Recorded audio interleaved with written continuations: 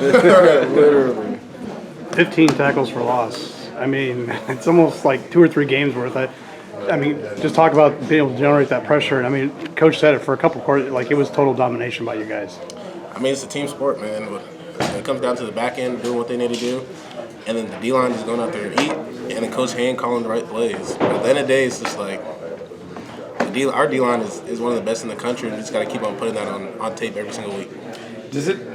I mean, I know you guys have been one of the best in the conference in tackles for loss and disruptive plays this year, but does a performance like this start to feed on itself, where it starts to snowball almost on an offensive line, and you can feel it? Definitely. I know when other guys watch tape, the opponent watches tape. I know when they get to the game, I know they're a little bit nervous, and I know it breeds our confidence because we see us win on swipes, we see us win with straight power, we win in every single facet.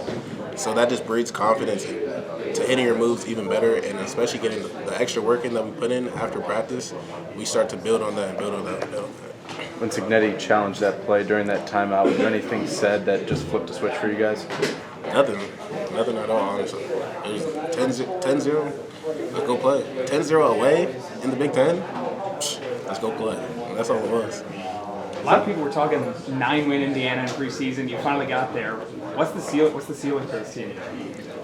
Yeah, there's no ceiling, bro. We just gotta keep on winning, keep doing what we do, go 1-0 every single week, so we can hopefully go out there and win the Natty. No, I was just saying, what? I know you guys talk about that. I know Coach Signetti talks about that. But what makes this team so good at compartmentalizing things and just being able to say, last week's gone, we are only worried about this game, we're not going to worry about the big picture or what people are telling us about the Big Ten title race or the CFP or anything like that, just one game. What makes this team so good at that ability to focus?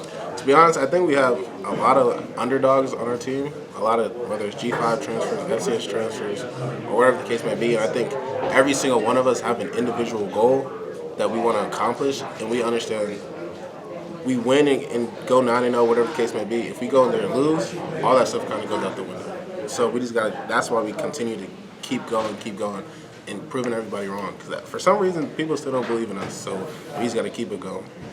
You talked about the mentality when you went down 10-0. How important is it for you guys to actually experience that and have to, face that and come back against it, going forward? It was definitely big because, I mean, that was the first time we've been down all year.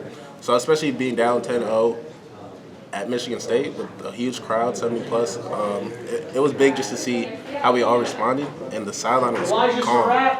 Like we went down and it was calm. There was no nervousness. There was none of that. So to see that gives me a lot of confidence going forward too.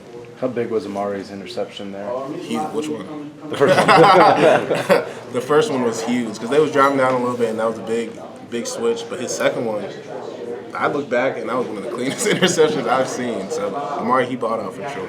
You were able to live in their backfield today, kind of been doing that all season. What's been working for yourself personally? Just get off the rock. That's the first thing. As a D lineman, you get off the ball and good things happen. So you get off the ball, and I think I'm good with a little bit of finesse, a little bit of power to kind of keep them on their toes. And then when it comes down to is Coach Haynes calling the right calls to put me in the right spots, and then the rest of my guys swarm and keep playing their gaps.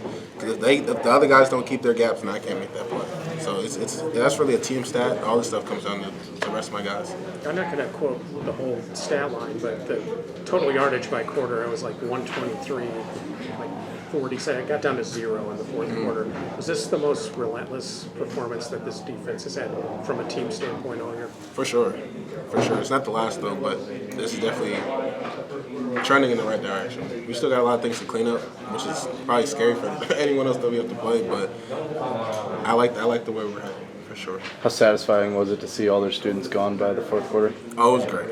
Because they was chirping, they was behind their bench chirping, and then all of a sudden it was silent. That's the best feeling. Did you hear the overrated chant? Like you could hear from the field mics there was somebody. Yeah. We could hear all that stuff, but we just tuned it out. None of that stuff really affects us. What adjustments did you guys make? They had some mileage out of their screen passes early, and Childs, of course, he can run a little bit. What adjustments did you make to kind of shut that stuff down? I think it was just us getting our footing in. I think it was just, again, we've been playing at home for a while. This is our first away game in a while. I think we had a little bit of nerves, a little bit of jitters. And then once we started getting stops, started getting things going, we just lost that game. That's all it came down to. Do you feel you've taken your own game to another level?